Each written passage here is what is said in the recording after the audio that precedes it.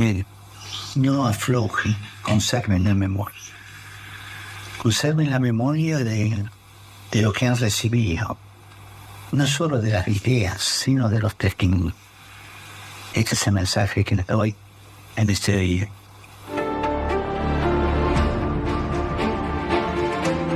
Es la anestesia peor olvidarse, ¿no? ¿Cómo era Esther? Era un mujerón. De cómo hay de conocer la historia, la violencia, las cosas atroces que hay para que esta historia no se repita. La polarización existe porque no existe diálogo. Las acciones que dan más provecho son las de la fábrica de armas. El 7 de agosto pasado, a las 3 de la tarde, tuvimos una audiencia privada con el Papa Francisco en su residencia de Santa Marta. No fue en términos estrictos una entrevista, pero fue una plática muy personal y muy larga. Nos recibió en su casa 1 hora 40 minutos, de lo que grabamos una media hora. Ahí abordamos muchos temas, sobre todo parte de su historia. Francisco nos recibió en su pequeño departamento en Santa Marta. Una sala, un dormitorio, un pequeño estudio, un baño, un departamento decorado en forma clásica con pinturas y obras de arte religiosa sencilla. Alguna obra clásica, otras de origen popular. Afectuoso, imagínese usted como un abuelito que recibe a sus nietos. Hubo abrazos, apretones de mano, invitaciones al tuteo, extrema, pero muy extrema cordialidad. Íbamos a ese encuentro Ana Silvia Fernández, la hija de Jorge, su esposo Pablo McCormack, una invitada, Jimena Ugarte, Jorge y yo. El Papa Francisco nos hizo sentar en la salita de su casa.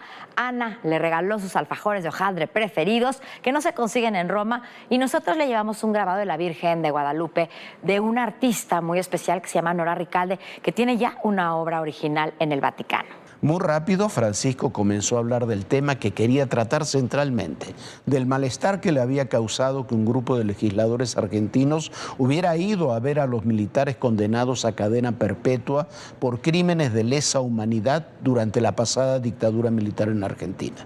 Estamos hablando de militares que asesinaron, torturaron, realizaron crímenes indescriptibles. Desaparecieron a más de 30,000 personas, mataron a miles y establecieron un régimen de terror que duró más de 6 años y cuyas heridas aún siguen vivas en Argentina.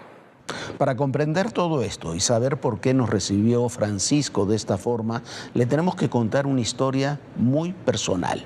Mi hija Ana, su mamá, mi ex esposa Ana María Cariaga y yo terminamos relacionados con Francisco por una historia familiar terrible, pero que también exhibe la dimensión humana de un papa, de Francisco, que cuando lo conocimos era simplemente un sacerdote jesuita en una ciudad de Buenos Aires azotada por la dictadura.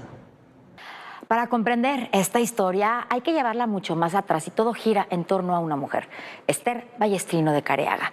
Jorge Bergoglio conoció a Esther en los años 50, cuando él tenía apenas 16 años y entraba a su primer trabajo como ayudante de laboratorio a una empresa farmacéutica que dirigía la propia Esther. Así la recuerda el Papa Francisco. ¿Cómo era Esther? Era un mujerón. Era una mujer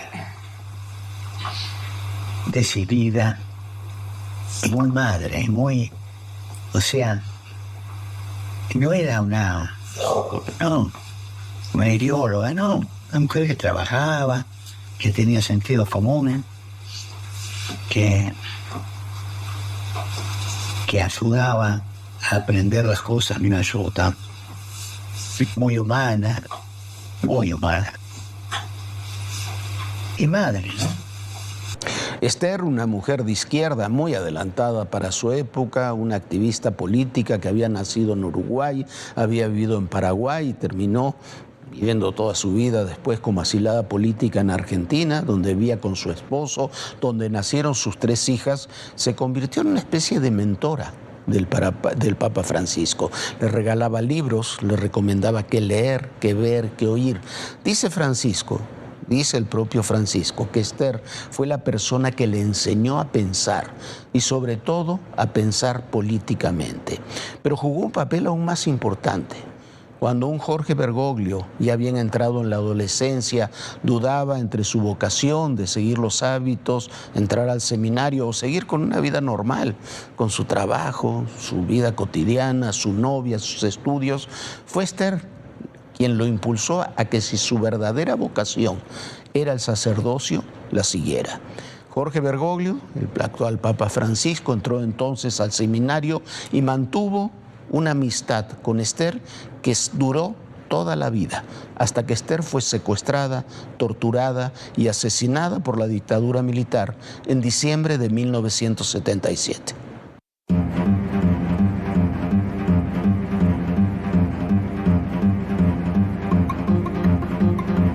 Esther fue amiga del Papa Francisco desde que Bergoglio tenía 16 años de edad. Fue su jefa en su primer trabajo en un laboratorio. Dice el Papa que ella fue quien le enseñó a pensar y sobre todo a pensar políticamente. Había nacido en Uruguay, pero pronto se trasladó a Paraguay y de allí salió exiliada a Argentina, donde vivió el resto de su vida. Fue una mujer de izquierda de su época que siempre había hecho trabajos relacionados con los derechos humanos. Cuando comenzó la represión de la dictadura militar en 1976 y luego de que secuestraran y desaparecieran a miles de personas, la mayoría estudiantes, intelectuales y trabajadores, participó en la creación de un grupo que se terminó transformando en una organización internacionalmente conocida meses después como las Madres de Plaza de Mayo. Cuando su hija Ana fue secuestrada en junio de 1977, se volcó de lleno en esa organización formada por madres y otros familiares de personas desaparecidas. Ana fue liberada el 30 de septiembre de 1977 y Esther la acompañó a Brasil antes de que Ana y Jorge viajaran a Suecia. Pudo haber pedido asilo con ellos, pero decidió no viajar al país escandinavo y regresó a Argentina para continuar su trabajo con las madres de los desaparecidos. Todo ese tiempo estuvo en estrecho contacto con su amigo, Jorge Bergoglio, que para entonces era el provincial de los jesuitas en Buenos Aires. El 8 de diciembre de ese 1977, 3 días antes de que naciera su nieta en Suecia, Esther Ballestrino de Careaga fue secuestrada junto con otras madres de la Plaza de Mayo y 2 monjas francesas que colaboraban con ellas. Luego de ser brutalmente torturadas la noche del 14 de diciembre de 1977, Esther junto con otras 9 madres y las 2 monjas fueron subidas a un avión y arrojadas vivas al mar. Era uno de los llamados vuelos de la muerte. Estos tenían lugar de noche y duraban entre 2 horas y media y 3. Los Skyman realizaron cerca de 200 vuelos nocturnos entre 1976 y 1978 para arrojar a los adversarios de la dictadura al Río de Plata. En el caso de Esther y las otras víctimas, fueron detenidas cuando juntaban fondos a las puertas de la iglesia de Santa Cruz en Buenos Aires para pagar un anuncio en el diario La Nación con los nombres de 804 desaparecidos. Un joven se había infiltrado en su grupo, el capitán de la Armada Alfredo Astiz, quien se hizo pasar por hermano de un desaparecido para ganarse la confianza de las madres de la Plaza de Mayo. Astiz, que ahora cumple cadena perpetua por crímenes de lesa humanidad, fue quien señaló a las madres y monjas que tenían que secuestrar, y él mismo participó en la tortura. Por una semana estuvieron privadas de la libertad en la antigua Escuela Superior de Mecánica de la Armada, ESMA, un lugar que funcionó como el mayor centro clandestino de detención del régimen militar. El mar no se quedó con los restos de las fundadoras de Madres de Plaza de Mayo, sino que los arrastró hasta la costa de Santa Teresita, a 350 kilómetros al sur de Buenos Aires. Fueron enterradas como cuerpos sin identificar en un cementerio local. Hasta 2007, el equipo argentino de antropología forense exhumó los restos y les devolvió su identidad. Gracias a una gestión de Jorge Bergoglio, entonces cardenal de Buenos Aires, fueron enterrados en el último lugar en el que vivieron en libertad, en la iglesia de la Santa Cruz. Ana María y Jorge se habían casado en abril de 1977. Los dos eran unos jovencísimos dirigentes estudiantiles y los dos estaban entonces perseguidos con orden de detención por la dictadura argentina. Estaba todavía en la universidad, pero sí tenía a mi hermana que estaba en la universidad y efectivamente fue un momento en el que la universidad fue un claro objetivo de la represión porque precisamente ahí había una combinación de una juventud comprometida, muy generosa, desinteresada respecto de lo material y puesta toda entregada a una causa de cambio y con la posibilidad de formarse profesionalmente, de formarse, de tener elementos teóricos, de combinar la teoría y la práctica para una opción de vida. Y yo creo que eso realmente constituyó un peligro. Hubo cientos, miles de estudiantes desaparecidos, de docentes, de no docentes, trabajadores de la universidad. Realmente fue uno de los objetivos de la represión. Yo traté de resistirme, de gritar, pero enseguida me metieron en la parte de atrás de un auto, me pusieron un trapo blanco, me pusieron un trapo blanco en la cabeza, me acostaron en la parte de atrás del vehículo y me llevaron a este lugar que quedaba en Avenida Paseo Colón, entre Cochabamba y San Juan. Y apenas llegamos ahí, me sacaron mis pertenencias, me hicieron bajar la escalera, me desnudaron y empezaron a torturarme. La verdad es que nuestros amigos y compañeros estaban siendo asesinados, desaparecidos, muchos habían huido del país. Era el momento más oscuro de la dictadura y Ana María tenía un embarazo de 2 meses. Decidimos casarnos para establecer un vínculo legal en un momento de extremo peligro para nuestras vidas y cuando sabíamos que los represores se robaban los bebés de las mujeres que secuestraban y después de parir las mataban. Esther, que ya entonces había comenzado a trabajar en un pequeño colectivo de derechos humanos que luego sería famosísimo a nivel internacional, las Madres de Plaza de Mayo, recurrió a Francisco. En esa época en Argentina una boda civil y una religiosa tenían el mismo valor legal. Nos casó un sacerdote que ni Francisco ni nosotros recordamos si fue él mismo o alguno de los jesuitas que trabajaban con él. Era el provincial de los jesuitas en una ceremonia clandestina con un puñado de personas acompañándonos. ¿Por qué? Porque estábamos rodeados por la represión. ¿Nos querés contar cuando te llamó para que me cuides los libros? Sí, eso fue genial. Me dijo, sí, puede venir. La abuela no está bien, me dice. ¿Por qué no me a darle esta emoción? Vení con la camioneta. Ahí me di cuenta. Si los tenía guardados yo, no quiero eso. Que era un riesgo también tener guardados esos libros en este momento.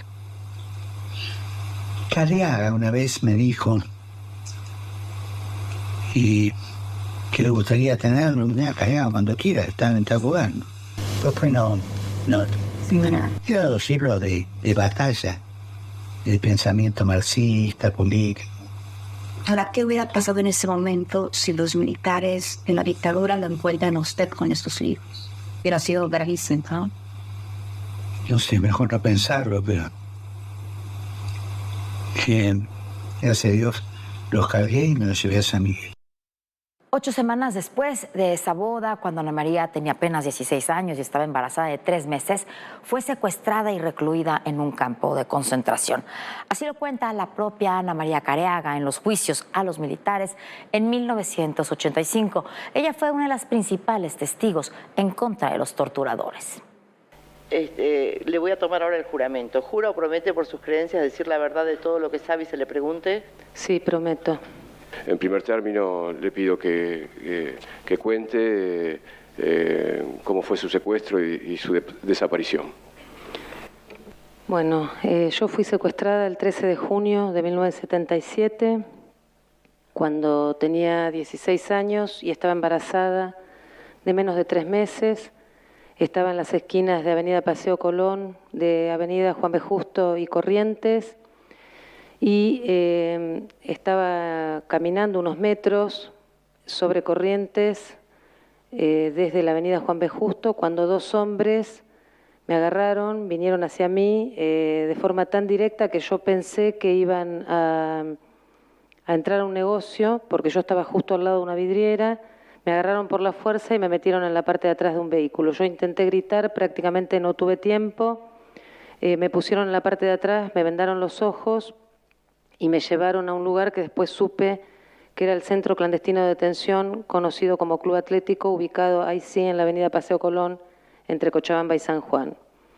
El coche entró por un ingreso vehicular, me llevaron a una sala en donde me sacaron mis pertenencias, inmediatamente me bajaron por una escalera y en el mismo hall de ingreso al lugar me hicieron desnudar y empezaron a torturarme. Toda persona que ingresaba al lugar, lo primero que hacían era sacarle su identidad. En mi caso, me dejé de llamar Ana María Careaga para pasar a llamarme K04. De hecho, esto uno lo aprendía a los golpes, porque lo que hacían era preguntarte cómo te llamas, y obviamente uno lo que decía era su nombre automáticamente, y entonces a los golpes nos hacían aprender que no éramos más nuestro nombre, sino un código que era una letra y un número. Cada vez que me encontraba en la sala de ingreso al lugar, que era la antesala del baño, cuando esperábamos para entrar al baño, venía, me golpeaba, me pegaba patadas y me decía: hija de puta, ¿por qué no me dijiste que estabas embarazada? ¿Querés que te abra de piernas y te haga abortar? Y me hicieron un peritaje, médicos del cuerpo médico forense, en donde certificaron posteriormente también el hallazgo de marcas, en particular de quemaduras de cigarrillos.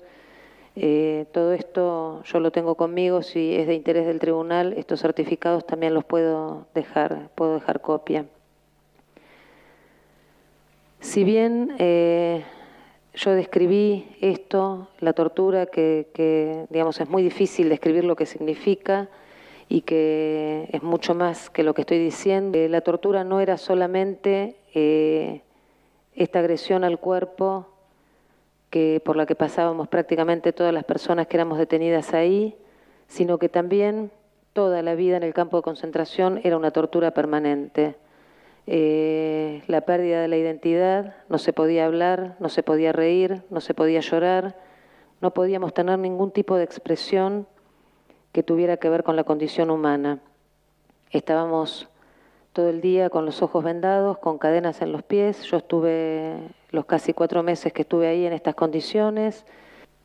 Una vez, estando acostada en la celda, se empezó a mover mi bebé. Yo la verdad que hasta el momento pensaba que había muerto por la tortura, porque había sido previa a los 3 meses antes de cumplir el 3er mes de embarazo, y realmente para mí eso me cambió totalmente, porque en un lugar donde se perseguía la absoluta pérdida de la identidad, la despersonalización y el aislamiento más terrible, yo no estaba sola, había un lugar de mi cuerpo al que no habían podido llegar, y sentía que ese embarazo y que mi hija hubiera sobrevivido era una victoria en medio de tanta muerte y de tanto horror.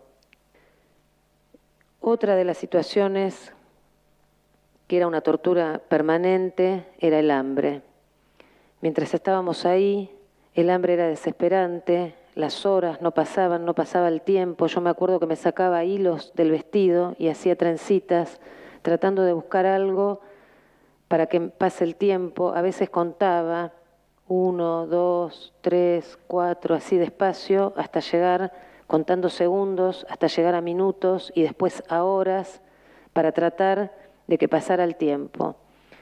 Cuando escuchábamos el carrito de la comida, no sé si se puede decir alegría, porque es un término que no pega con esta situación, pero realmente era un momento de mucha esperanza, saber que faltaba poco al escuchar los ruidos de los cubiertos y del carrito que traía la comida para poder comer. Y entonces muchas veces traían la comida hirviendo y uno tenía que estar sentado en la celda, comía con el plato en la falda y veíamos que el plato se iba otra vez lleno porque estaba hirviendo y de tan caliente no la podíamos comer. La comida era asquerosa. Una de las torturas más terribles estando en la celda era escuchar permanentemente día y noche el grito de las personas que estaban siendo torturadas ahí. Durante mi desaparición, entonces cuando yo salí, ella estaba con las madres, que ya eran las madres de Plaza de Mayo, y cuando se reencontró conmigo, volvió a la plaza y volvió después con un montón de papelitos en donde estaban los nombres de los hijos de esas madres que preguntaban a ver si yo sabía algo de ellos. Recuerdo que esa misma noche mi mamá dijo: tenemos que ir a la casa de Clarita Israel, y bueno, ahí se pensaba, bueno, es prudente ir ahora a la noche, y ella contestó: su mamá no puede estar ni una noche más sin saber que su hija está viva. Yo saqué una lista de gente que vi, los datos, que íbamos tratando de memorizarlos, y entonces cuando salí le dejé ese listado a mi mamá, que fue avisando a los distintos familiares. Desde ese momento toda la familia tuvo que esconderse, huir de sus casas que fueron allanadas, destrozadas. Los padres de Jorge Fernández también fueron secuestrados, golpeados, torturados.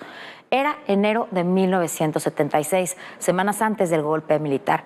Pero luego de un mes de intensas gestiones fueron liberados sus padres. Mientras tanto, Esther recurrió para tratar de localizar a Ana María, su hija, entre otros, al provincial de los jesuitas en Buenos Aires, a su amigo Jorge Bergoglio. Peor es cuando llevaban a algún escondido. Recuerdo un uruguayo, me escribió hace poco, un chico joven, que vino de Uruguay escapado y acá lo seguían. Entonces yo me refugié en San Miguel. Entonces me dijo, chico, yo voy a estar en la iglesia tal banco. Yo no lo conocía, bueno, lo busqué, nos presentamos, lo metí en el auto atrás, cubierto con una frazada, en el asiento atrás, ¿no? Abajo. Y lo llevé a San Miguel. Y tuvimos que pasar 3, porque había pasado el Campo de Mayo, 3 guardias militares, nada pasó. Uno cuando hace esas cosas no se da cuenta de lo que está haciendo. Esther y otros grupos de madres crean entonces las Madres de Plaza de Mayo para buscar a sus hijos desaparecidos.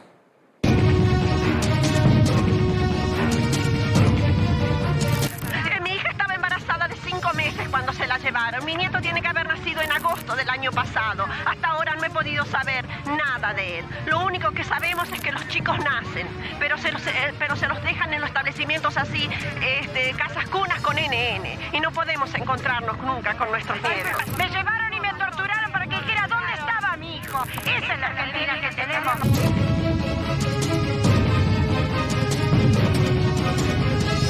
Nosotros solamente queremos saber dónde están nuestros hijos, vivos o muertos, pero queremos saber dónde están.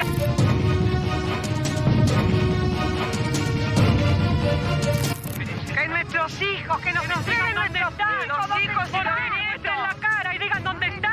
Son cobardes, ¿por qué no muestran la cara? ¿Cuántos son ustedes?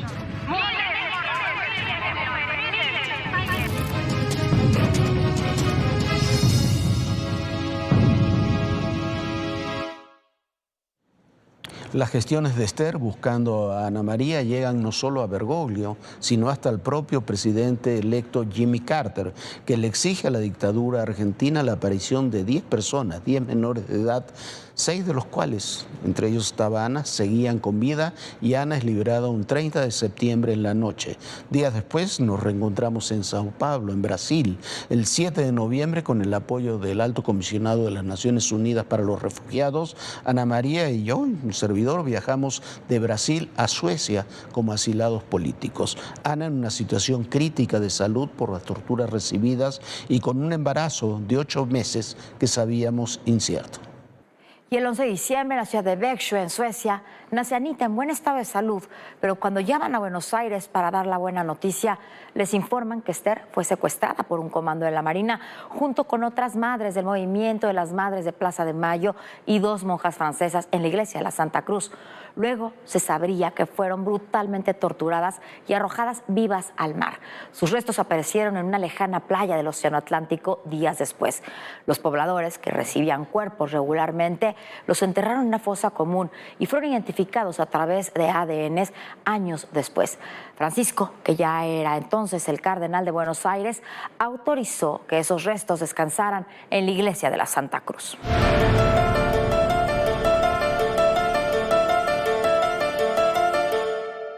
Bueno, acá estamos en el solar de la iglesia Santa Cruz, justamente el lugar desde donde secuestraron a Esther Balestrino de Cariaga, mi abuela, una de las madres de Plaza de Mayo.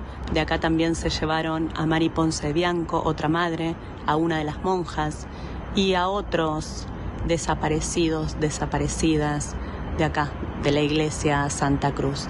Acá descansan los restos de tu mamá, ¿no? Sí, así es. En ese momento, cuando fueron exhumados e identificados los restos de las madres y también de una de las religiosas francesas y de Ángela Aguad, decidimos, como dicen los fieles de esta iglesia, sembrarlas en la última tierra libre que sus pies pisaron, porque esta iglesia fue una iglesia solidaria que abría sus puertas a las madres y a los familiares. Para eso, como no se puede enterrar en las iglesias, uno de los familiares, en representación de los demás, Luis Bianco, fue a verlo al entonces cardenal Jorge Bergoglio para justamente obtener ese permiso, y él dijo que era un honor y recordó a su amiga y la relación que tenía con Esther, con tu abuela, con mi mamá, y bueno, así fue que se decidió y se pudo estar acá en este lugar, y así es que sus restos descansan acá, que es el Solar de la Memoria y que también es declarado sitio histórico.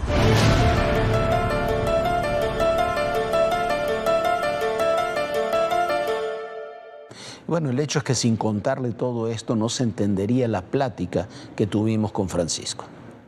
Pueblo de México, tan alegre, con capacidad de tantas cosas, que a la vez con tanto sufrimiento, ¿no? Traten de mantener esa historia linda que tiene usted.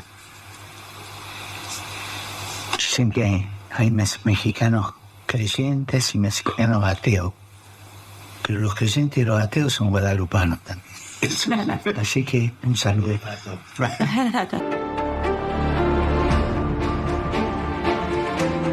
Es la anestesia peor olvidarse, ¿no? ¿Cómo era Esther? Era un mujerón. De cómo hay que conocer la historia, la violencia, las cosas atroces que hay para que esta historia no se repita. La polarización existe porque no existe diálogo. Las acciones que dan más provecho son las de la fábrica de armas.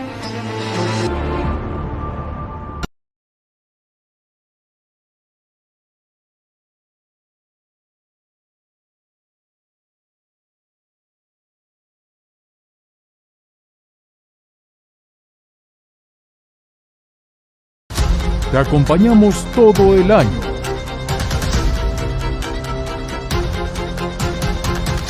Mantente bien informado a lo largo del día. En tus espacios favoritos. Somos tu central de noticias de confianza.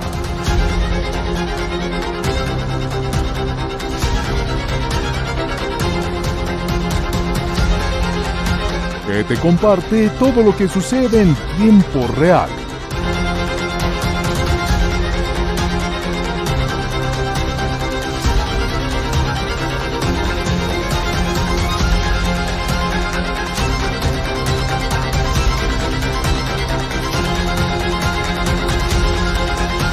ADN 40. Siempre conmigo.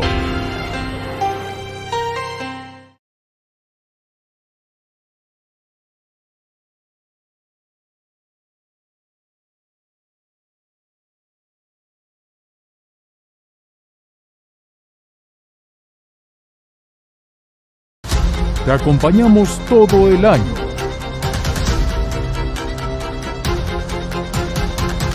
Mantente bien informado a lo largo del día. En tus espacios favoritos. Somos tu central de noticias de confianza.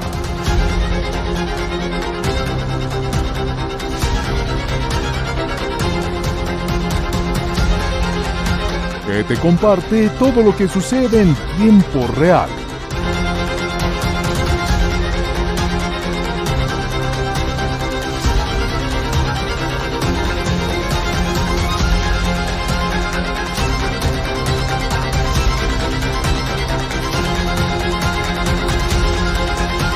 ADN 40. Siempre conmigo.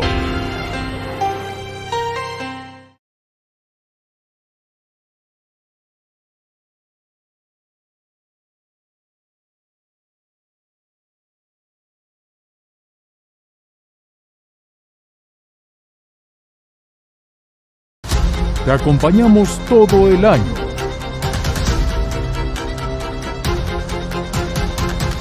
Mantente bien informado a lo largo del día.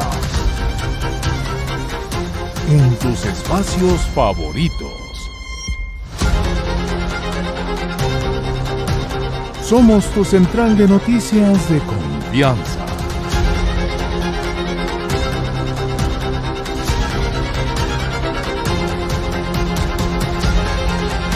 Que te comparte todo lo que sucede en tiempo real.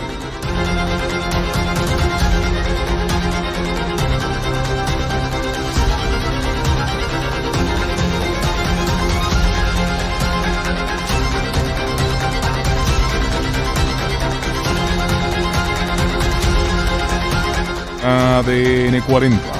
Siempre conmigo.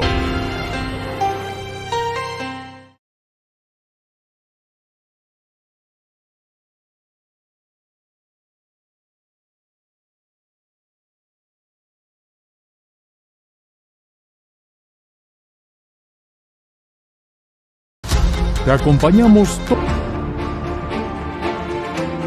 Es la anestesia peor olvidarse, ¿no? ¿Cómo era Esther? Era un mujerón. De cómo hay que conocer la historia, la violencia, las cosas atroces que hay para que esta historia no se repita. La polarización existe porque no existe diálogo. Las acciones que dan más provecho son las de la fábrica de armas. Y en este encuentro que tuvimos con el Papa Francisco el 7 de agosto pasado, una plática en una audiencia privada que fue mucho más amplia de lo que pudimos grabar, un encuentro cálido, afectuoso, realizado en su apartamento particular en el edificio de Santa Marta, ubicado al lado de la Basílica de San Pedro, una plática cruzada con historias personales. Fue una plática larga, acompañados por mi hija, Ana Fernández, con un hombre, el Papa Francisco, que combina en su trato una enorme ternura que envuelve su firmeza y sus convicciones. Las dos, no se engañen, las dos son notables.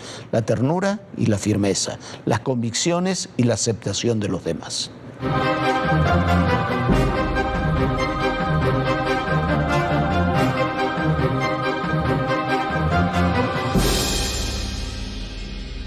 En la realidad, y no educarlo, que no le falte nada, que tenga todo, que no mire el horizonte, que tenga el mensaje, eso funda, sobre todo el cariño a los padres, ¿no? Eso lo tiene. Pero que mire afuera y vea tantos chicos que no aclaro. El trabajo infantil es impresionante. La explotación de chicos para el trabajo es impresionante. Hay lugares del mundo donde la esclavitud del chico es cotidiana. Y pensar que si durante un año no se fabricaran armas, se acaba el hambre del mundo. Pero también está el otro negocio de las armas, que es una tragedia. Me decía el Economo, hablando de la economía y qué sé yo, que hablando de inversiones y todas esas cosas, que hoy día las acciones que dan más provecho son las de la fábrica de armas. Por supuesto que es inmoral, ¿no? No se puede comprar acciones de ahí porque estás dando tu dinero para matar, ¿no? Platicábamos un poco hace ratito, me encantaría poderlo tener grabado, de cómo hay que conocer la historia, la violencia, las cosas atroces que hay para que esta historia no se repita. Cómo hacer que la gente entienda lo que ya ha sucedido, la maldad que ha habido, para que no se repita. Pues el juego de la calecita, ¿viste? No se olvida. En el olvido queda. Uno se olvida. Y es la anestesia peor olvidarse, ¿no? Por eso estas cosas a mí me gustan, porque recuerdan, ¿no? Recuerdan algo que pasó muy duro, ¿ah? No es solamente ponerse un pañuelo, es mantener una memoria. Y eso tenemos obligación de hacer, ¿no? Una cosa que a mí me sucedió varias veces, cuando el 1 de noviembre suelo ir a un cementerio, ¿no? Y a veces es un cementerio militar. Pues cuando fui el último al cementerio de Anzio, que es el americano, se iba recorriendo las cruces, 19, 22. La crueldad de la guerra, la crueldad de... Pero la guerra se hace. Cuando el desembarco de Normandía, dicen que en la playa, quedaron 30.000 muchachos. Bueno, pienso en la mamá, ¿no? Esto lo digo. Cuando reciben la carta del gobierno, señora, tengo el honor de decirle que tiene un hijo héroe, y esta es la medalla. Yo no quiero al héroe, quiero a mi hijo. Yo me imagino que yo soy madre, yo me imagino que ninguna madre quiere un hijo héroe. Ahora hay casi 50.000 madres que están buscando a sus hijos en México en estos últimos años. Es impresionante. La guerra destruye la ideología. Ahora, platicábamos hace un minuto, lo otro terrible es que en México no vivimos una violencia del Estado contra la población, no es como se vivió en Argentina o en otros países, es la violencia de los grupos criminales. Me parece todavía más terrible que los grupos criminales puedan ejercer tal nivel de violencia sobre la propia población. Y grupos criminales además que tienen sus propias deidades, sus propios ritos, que son terribles. ¿Qué mensaje se le puede dar a esa gente? ¿Qué mensaje de paz se le puede dar a eso? Si vos te encontrás con uno de los integrantes de ese grupo y lo querés acariciar, va atrás, creyendo que lo querés matar. No saben la caricia, no saben lo que es la ternura. Impresionante. No saben lo que es la ternura. Papa Francisco, ¿cómo podemos trabajar como sociedad para darle ternura a toda esa gente? Pequeños pasos. Buscar un lugar en donde pueda expresar ciudad. Los ancianos que están abandonados, tirados en un oficio, los niños, son los más fragilizados, apuntar y recuperar la memoria de los ancianos y de los chicos. Y nos hablaba mucho de la familia, la estructura de la familia, que también es muy importante. La familia es importante. Cuidar la familia. El deterioro quizás es por el propio deterioro de la familia, ¿no? Cuando uno ve que la abuelita, la mamá, el papá, el hijo, el nieto, todos están metidos en una empresa criminal, dice, ¿qué es lo que hemos hecho? No, en algo nos tenemos que haber equivocado demasiado. Terminar el horizonte, sí. Tal vez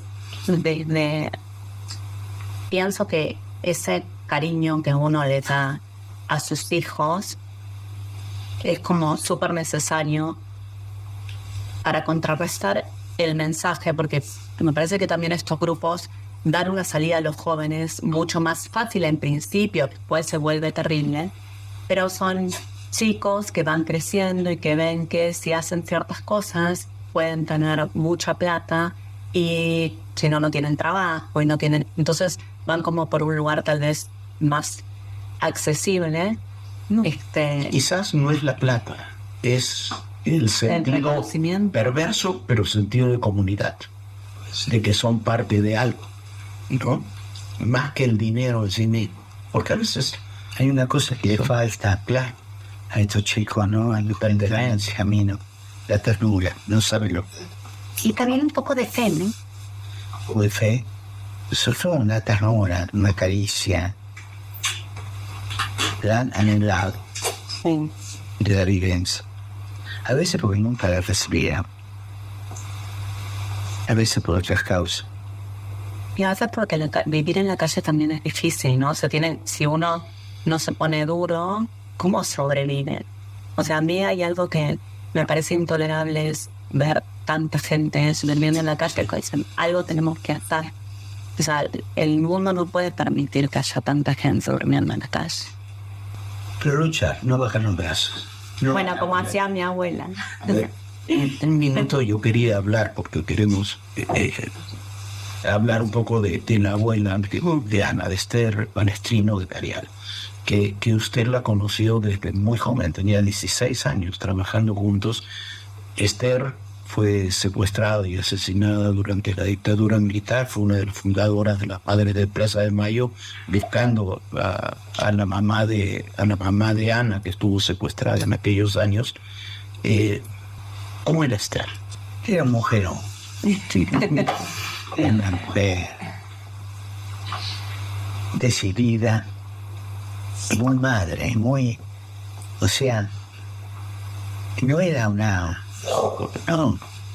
ideóloga, no. Una mujer que trabajaba, que tenía sentido común, que ayudaba a aprender las cosas, me ayuda. Muy humana. Y madre, ¿no?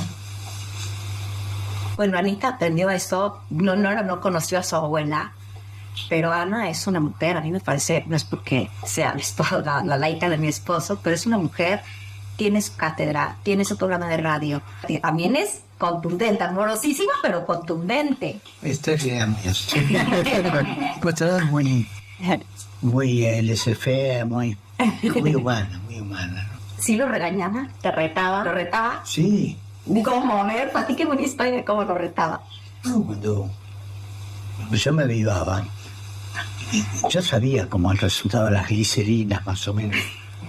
Trabajaba en un laboratorio. ¿Pero qué son las glicerinas? La glicerina es un producto que se usa para mil cosas, el líquido.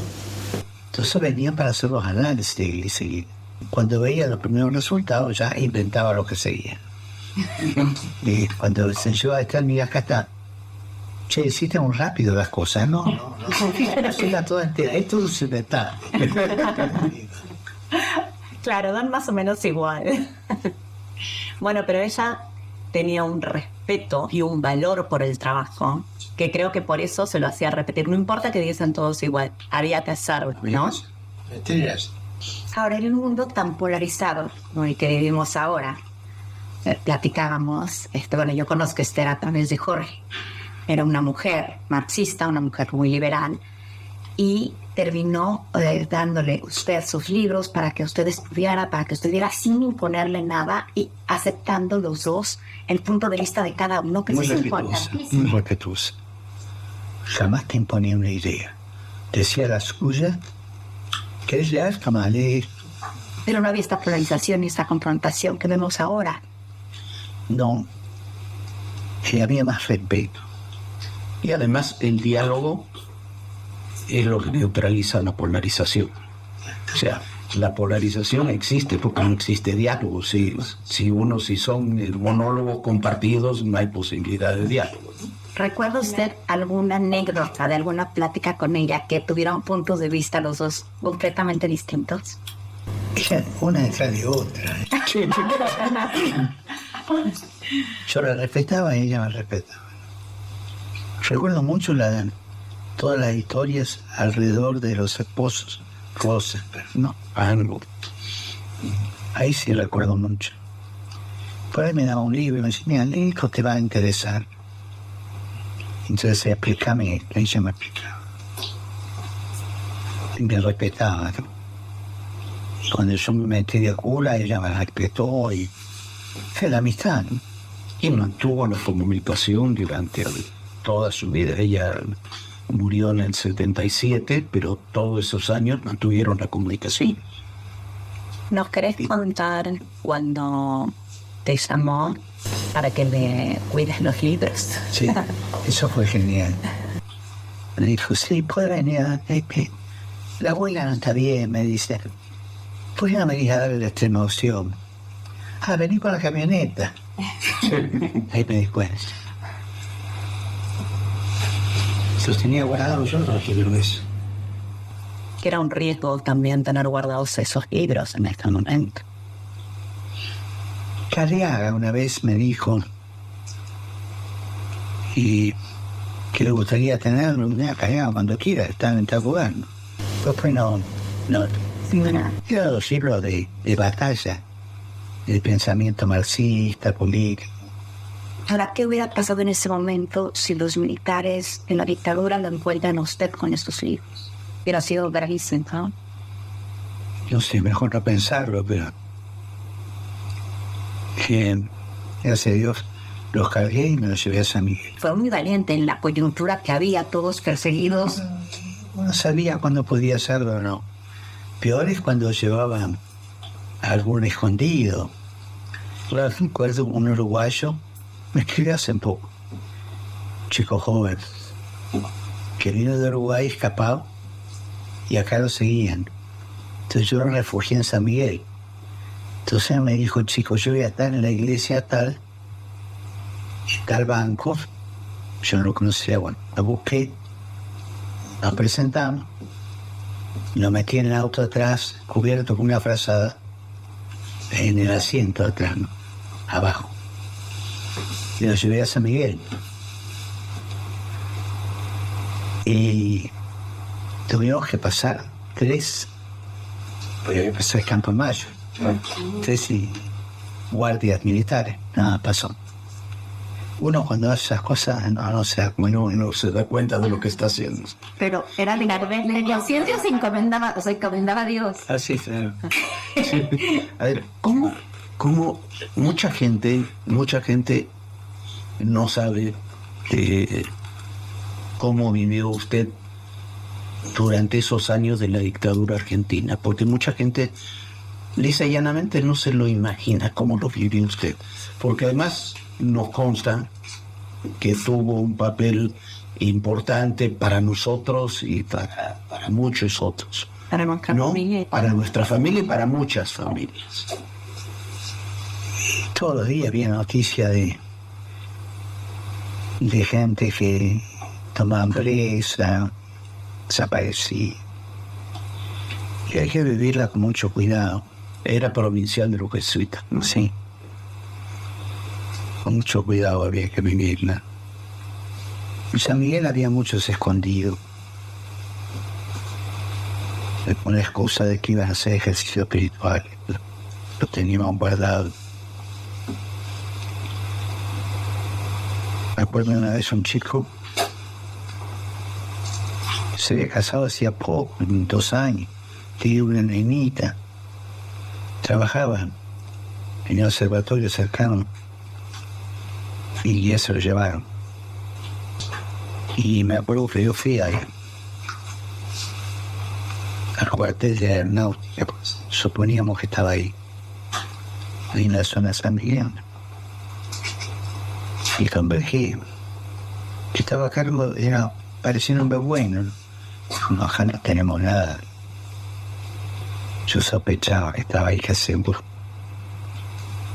Y le dije, miren, esta gente que es detenida vive el infierno, pero ustedes se lo obtienen, van a venir a otro infierno peor. No sé qué le dije. Se ve que era un hombre bueno. Y eso fue a la mañana. Casi me lo dije. A la tarde, eso de las 5, pasó por el colegio y me dijo, lo van a dejar libre esta noche, en tal lugar. No digan nada. Fuimos, le avisé a la mujer, fuimos allí y lo dejaron un auto, lo dejó libre ahí. ¿Cómo se llamaba él? Lo llamo todos los 24 de junio, por ese cumpleaños. Vive acá en el norte de Italia. Sergio Gobulin. Pero esta es una historia que sí se sabe, pero no con esta profundidad de cómo usted, de alguna manera, le ha salvado la vida a tantas personas. Sergio vino hace 3 meses con la mujer, tiene 2 hijos, ya casado, pero Sergio tiene 78, 79 tasas. tiene 2 hijos grandes ya. Bueno, ese chico, que como ella era italiano, era migrante italiano,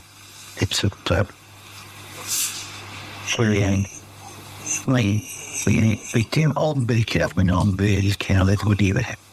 A veces tiene un corazón como le toca ir, claro. Porque si no hubiera hecho esto, me dijo, protéjalo. Entonces, inmediatamente llamamos al consulado italiano. Protección consular. Y lo internaron en el hospital italiano para curar de la paliza que le habían dado. Y fue con el cónsul italiano, se fue en barco con la mujer y la nena a Italia. Lo acompañamos al puerto y todo. Venían a ver de vez en cuando, porque era muy difícil salir de aeropuertos en esa época. Claro. Pero para que hay que poner en contexto, en ese entonces usted no era el Papa Francisco, era un jesuita, porque Bergoglio que se dedicó a apoyar y a buscar a jóvenes para ayudarlo. ¿Recordás qué edad tenías en ese momento? A ver, yo soy de 36. Hicieron provincial 40, 76, 40.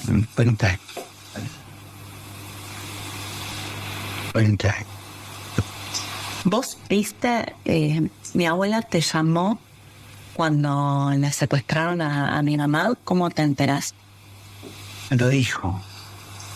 Estuvo poco de tiempo.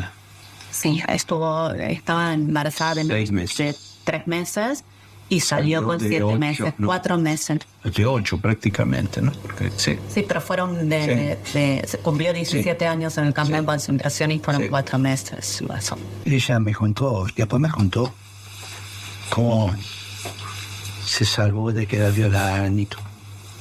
Con eso de Alepo. Pero llegó muy lastimada, Ana, muy lastimada. Cuando llegamos a Suecia el 7 de noviembre del 77 y inmediatamente después le hicieron el estudio médico completo a Ana, a su mamá, y tenía más de 1000 marcas de picana en el cuerpo. Ella estaba también muy desnutrida, anémica y obviamente y demás. Y en Suecia los médicos que le dijeron que era como increíble que yo estuviese viva después de todo eso, más que yo después cuando fui madre, que estaba embarazada, te dicen que los primeros meses te cuides mucho y que nadie te golpee y que le pongas musiquita, ¿no? Pero mi mamá me escribió un poema muy lindo que dice: tu sangre fue mi fuerza, mi sangre fue tu vida. Porque, los médicos le dijeron eso, que yo me salvé porque le chufé toda la sangre, y a la vez ella dice que estando ahí, ella en un momento sintió que nos causó. Que era bueno. Pero bueno. Mi sangre fue tu vida, tu sangre fue mi fuerza, y sanamos heridas y construimos sueños. Mi mamá te manda muchos saludos. Muchas gracias también por estar siempre. Y justo ahora, hoy, no sé, yo me pierdo con el horario, pero hoy tenemos el programa. Sí, el programa de radio. Hoy va a estar esa al aire, yo no. Para terminar, un saludo para el pueblo. Saludo para el pueblo de México, para que lo pueda poner en nuestro programa. Pueblo de México, tan alegre, con capacidad de tantas cosas, que a la vez con tanto sufrimiento. Traten de mantener esa historia linda que tiene ustedes. Dicen que hay mexicanos creyentes y mexicanos ateos, pero los creyentes y los ateos son guadalupanos también. Así que un saludo para todos. Por eso le traje su Virgen de Guadalupe. Muchísimas gracias. Y recen por mí, que yo lo hago por ustedes.